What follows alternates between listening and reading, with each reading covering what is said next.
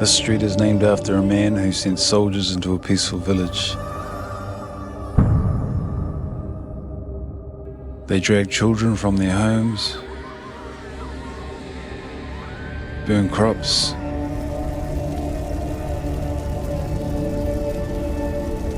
and arrested prophets. Another street, another name, another war. This isn't just a city. It's a forgetting, engineered.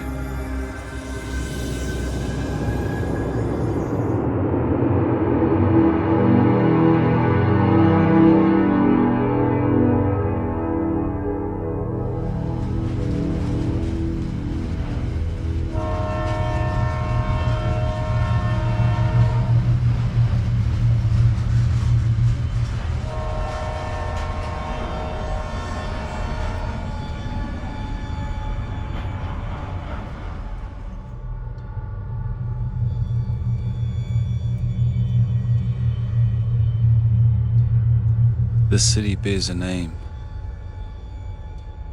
from a man who never stood here.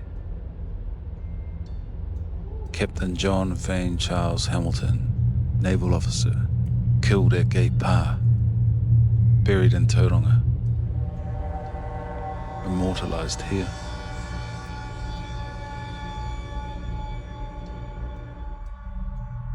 In 1864, the British Crown confiscated these lands. Not bought, not ceded, taken. Over 1.2 million acres. Military occupation became administration. Maps replaced memory. Then came the lines. Drawn sharp. Erasing Pa. Wetlands. Names. Replacing stories with straight roads and foreign generals. Grey Street, named for the governor who ordered the invasion. Cameron Road, the general who led it. Bryce Street, a monument to the man who crushed peaceful resistance. Each name a brick in the forgetting. Where is Hokanui? Kukutaruhe? Whatano? Still here, just hidden.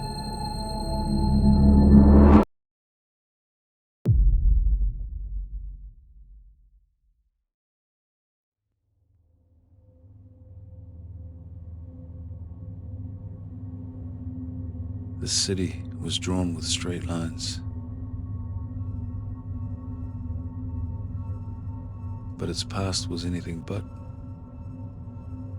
Grey Street. Governor George Grey, fluent in Māori, wrote letters to Wiremu Tamihana and then launched the invasion. John Bryce, the man who led troops into Parihaka, where crops were trampled, children dragged, prophets imprisoned. A government inquiry later accused Bryce of violent and indiscriminate actions. And yet, his name still hangs over the city. General Cameron,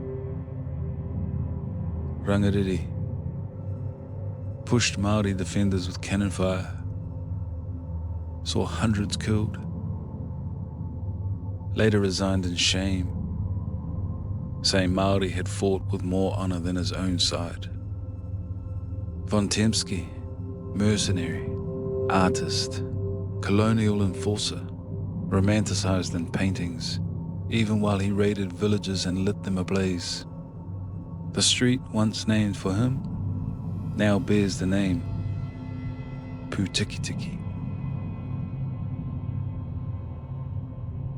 a small act of justice. Ulster Street, named not for a person but a place. Northern Ireland, a legacy of crown-backed settlers, transplanted into a land already occupied. These names were chosen deliberately to remind us who conquered and who was meant to be forgotten.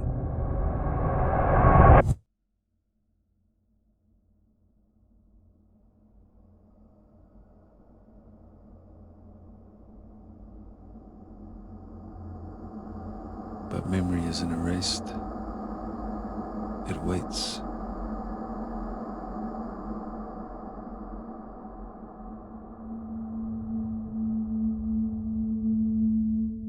At Memorial Park, beneath a humble shelter, the rusted bones of the Rangariri remain.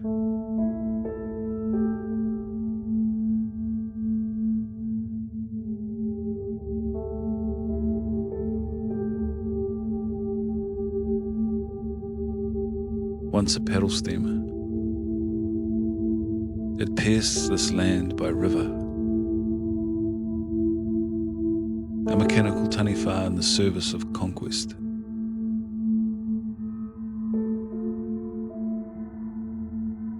Even Beale Cottage remains, one of Hamilton's first colonial homes, still standing in the east.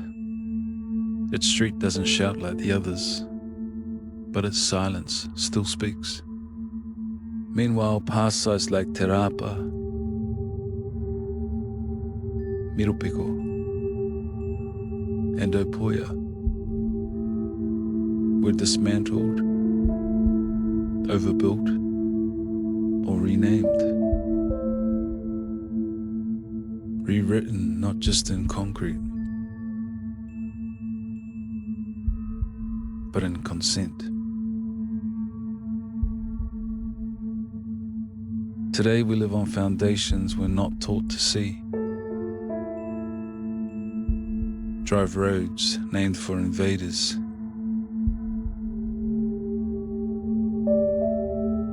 Shop beneath names of silent resistance. But the land remembers. The names still whisper. And the forgetting won't last forever.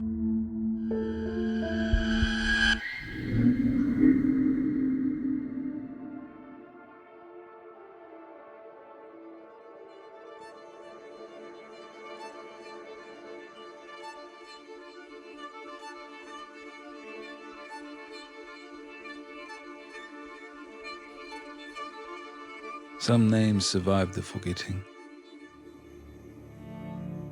Not on the street signs, but in whispers, between the syllables of the land. Miropiko.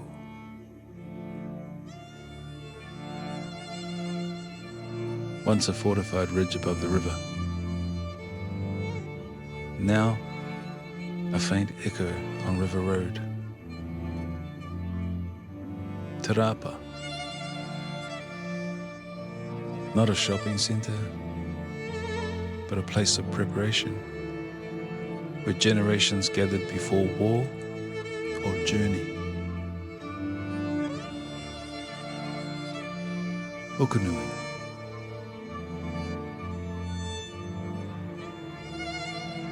The heavy frost.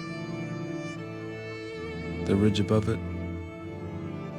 named for its bite, now buried under subdivisions and roundabouts.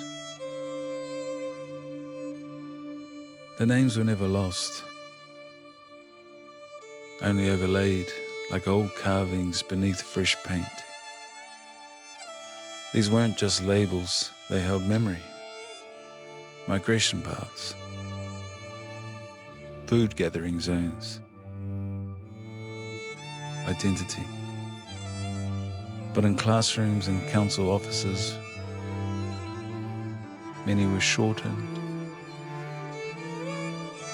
flattened, and rewritten. These names don't just describe a place, they describe what happened there, who lived, what was seen, what was sacred. Every name was a thread in a woven cloak. Each one removed left the fabric thinner. But not all was erased. Maero, Whitiora, Whatawhata. Names that endure, despite the concrete. And every time a child learns to say them correctly, the cloak repairs itself. This isn't nostalgia, it's restoration. We live in a city of ghost memory, but ghosts don't disappear. They wait for someone to say their name.